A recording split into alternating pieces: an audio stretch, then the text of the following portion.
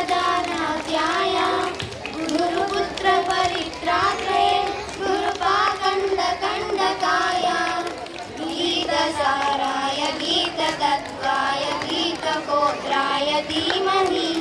गूढगर्भाय गण्डमत्ताय बोधयप्रदाय धीमहि गणाधीशाय गणाधीशाय गुणप्रविष्टाय धीमहि एकदन्ताय वक्रतुण्डाय गौरीतनयाय धीमहि गजेशानाय बालचन्द्राय श्रीगणेशाय धीमहि एकदन्ताय वक्रतुण्डाय गौरीतनयाय धीमहि गजेशानाय